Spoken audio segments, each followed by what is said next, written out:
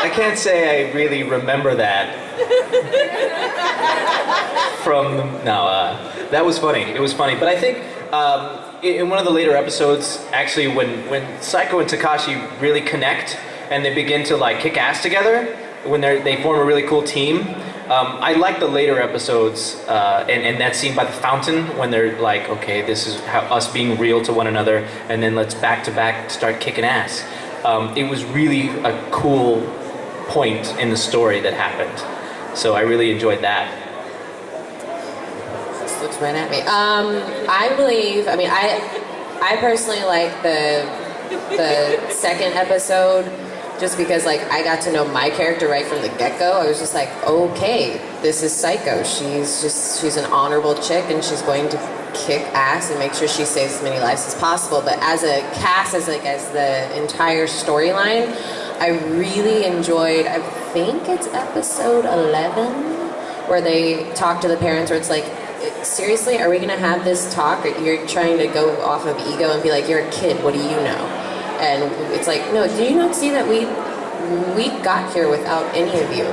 We helped each other, and we've got this under wraps. Like, what have you got going on other than it's like you're just throwing politics out there? And if the kids stand up and they really they end up getting the respect that they never had before all this happened. Why is it driving me crazy? There's like about 7 of them here. One of them landed right in the middle of my bridge. I was talking like, oh yeah, thank you so much for... Oh. I thought she had a Really? unibrow for a second. Any other questions? Okay.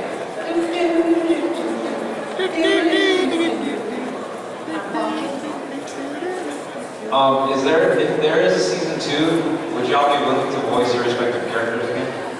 Hell yeah.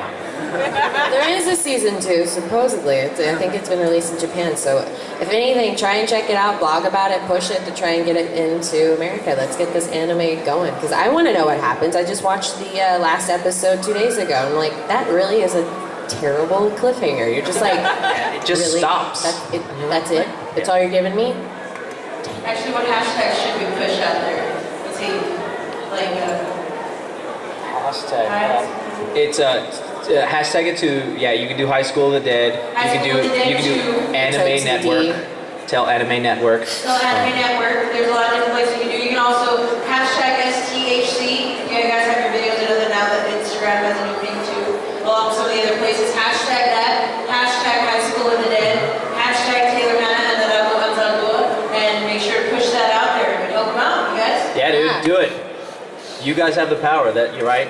The fans. That's what's so great about this generation. We have the power to do whatever we want to put our minds to. And if you really want to see your cartoon, do that. If you really want to pursue an art, pursue that. If you want to save the world, try it. Go for it. Any other questions? One more. A couple more. One more in the back here. Okay, how did you guys actually audition to voice this character? Is it hard to like audition to voice like an anime character? Great. So, Taylor and I have been doing this for a really long time. And the director, Stephen Foster, is at this point a really great friend of ours. And we did go into audition, or at least I did. I don't know if Taylor did. But, because there's a few guys in the company that kind of sounds similar to me, and he wanted to know who would be the best fit for Takashi. So he came in, and we had like a write-up, and then pictures of the character, and a write-up of the script, and then a write-up and kind of a description for what the character was and what he was like. And then we read through that, went up into the booth, watched the original Japanese cartoon with an English translated script, and it was like, okay, just see what happens. Do your normal voice and see what happens. And that's as easy as it was. A lot of times, a lot of the auditions that I've been in is just like that. This is a picture of your character, this is what it looks like. But now we've done it so much that directors say, you're right for this. I've heard you enough to say, you're right for this character. And you're not that big or that old or young or old or whatever for these particular characters. And even then, even if when you see it and you read it, you're like, I don't know. He's like, no, trust me. Like, let's just go through it enough times, do enough takes, and then you'll find it. Because they obviously sense and know us enough that's like, I can pull it out of you. Because he and I both have been doing it about 10 plus years, and yeah, it's just forming relationships with the directors and the company, and really just getting to know everyone in the community, because it's all a community-based thing. That's the only reason why anime's still alive, because we all support each other. And all the blogs and stuff that happen with the fans, the directors and the producers listen to that, right? So if there's enough feedback saying, oh, this show was awesome, or this show sucked, or whatever, they listen to it. They take that into account, and they kind of figure it out from there. So you guys do have a voice too. Well, because they love stories just as much as you guys do. I mean, that's why they do what they do. Any other questions? Oh, there we go.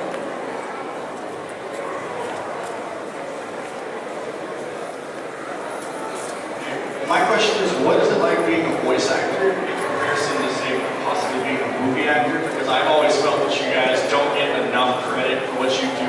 You guys just have your name rolled by on the end of the credits, and no one really gets to see your face and really give you the love that I think you guys would deserve. However, I do feel that you guys have much more hardcore, die-hard fans for you guys. Thank you. Yeah. Like a normal movie actor, everyone is just like, oh, I've seen them on that movie, they're cool. But us, we come out to see you guys, and we want your signatures, and we like come like all these people here to drive out to come see you guys. And I just want to know, how does that feel to you guys to be a voice actor in comparison to a cinema actor? Well, this is my first time being involved with a project that actually has more buzz and people wanting more of the story, and I'm flattered, because it's I have done acting on screen or for commercials and a few movie roles, and it's the same type of process, but being able to show up at the booth and kind of being in my slacks, showing up just as Taylor, not having to be something else for the day, all day. It's like I get to just do the voice and sit in the booth and kind of channel what I need to for the material at hand.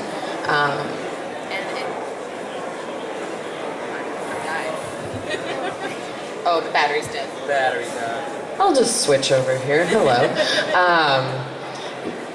It's also a lot more fun because there's moments where you can screw up and keep screwing up and keep screwing up, and then we get to just laugh in the booth, and there's a separation, so it's kind of funny. I'm like having my own laughter box moment where it's just me, and I get to look at these people through the glass, and it's like, ha ha ha ha. And if the mic's not on, they're just like, what are you doing? What's going on in there? But it's a lot of fun. I don't know. I like the creativity aspect of it, because you can just keep trying more. It's like, I don't know, let's do that take again. Like I've asked Steven, or I'm like, something just isn't right about it. The flaps just don't fit right. Like, can we do it one more time? Do it one more, and it's just you get that opportunity to like have your own feedback as well, which is great.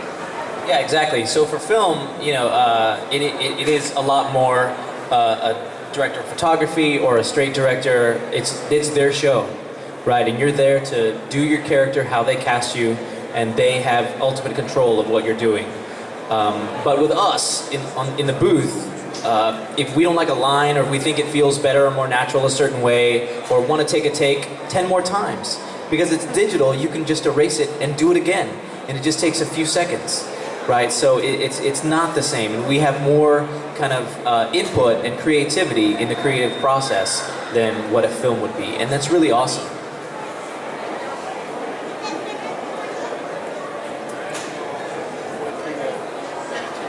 Who do you think people will end up with each other? I don't know if you guys watched the second season, but who do you think will end up with each other? Let's look at you guys. I don't know who would end up with each other. I think Psycho and Takashi might end up together. I mean, they obviously kiss, but there might be a respect aspect in the end. I don't know, but I have a feeling that there's something really dark that's probably going to happen in the second season, because it's like usually what happens. It's like, oh, it's all sudden shiny and bright and fun, and then all of a sudden it just gets deep. So I don't know. I think we might lose someone. I just don't know who. If it's the little girl, I'm going to have a fit. like Hirano the nerd, the gun nerd, I'd hate to right? lose him. He's probably gonna save the day and then totally get eaten, you know? Or he'll get the girl, like one of the girls. I think, well, the pink one that I can't remember her name. Thank Sayo. you, Saya. I think that, I mean, she doesn't really get it. She gets it, but she doesn't get it. She's still stuck on this guy. But I don't know. I think there's going to be a couple interesting things. I mean, the nurse, she's been trying to get with anyone and everyone. And I still don't, is she bi? Who knows? She gives exams. What the deuce? Quite through that one. 2 more questions.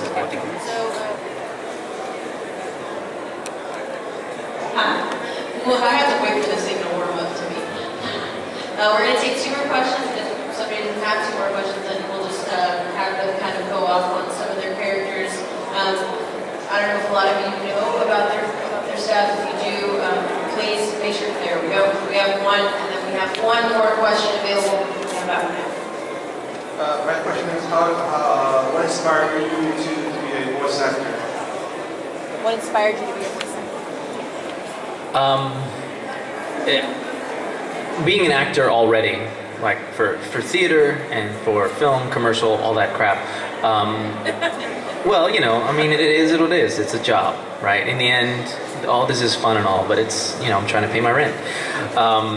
But voice stuff was really appealing because of what stuff Taylor was saying earlier. You could be yourself and then bring out whatever you need to for the character. You can show up to work in pajamas, right? You can show up to work as comfortable as you want, as relaxed as you want, anything that'll help you get into the character that you need to. And you're protected in a little booth with a big window to look at the director and the engineers, and we're all part of a family, and it's a small team, right? And that's what was really appealing about voice stuff. And it's really simple, right? It's complicated, but in the end, it's like, it's me and you, and then the screen and the script. And it's really easy. And it was really, really fun and appealing. And then there are no types of fans like anime fans. You guys are so hardcore that it's different than anything I've ever experienced, and that really is really appealing. It's really awesome to bond and to to connect with someone in that particular way. There are a bunch of different stories, but just that in itself is really rewarding and awesome. Yeah, I do have to agree. The fans are amazing because I personally, I didn't really know much about anime other than my friends growing up. They would like show me pictures they'd drawn, and by the way, I appreciated all the drawings that people came up with over time today and this weekend. They're all very beautiful, and that it was very touching. But I was a theater kid and a model, and I walked into the world clueless, just going, yeah, just throw me in the booth, let's do this is fun. And then I went to my first Comic-Con, and then I really got to know the fans, and people told me, it's like, no, I've been saving up all year for this. This is their Happy New Year moment. This is like, okay, now I'm excited for all the next seasons, and it's like a Super Bowl.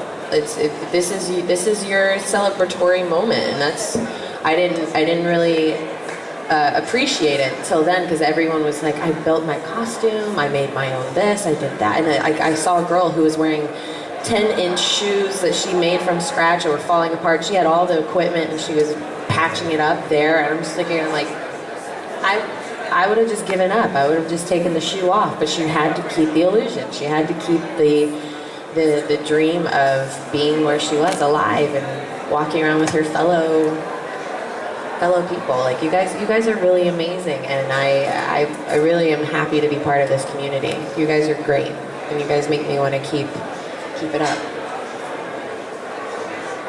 So far, do you think Isolated is the most adult show, or any other adult? The most adult? Is it the most adult anime that you've come in contact with so far?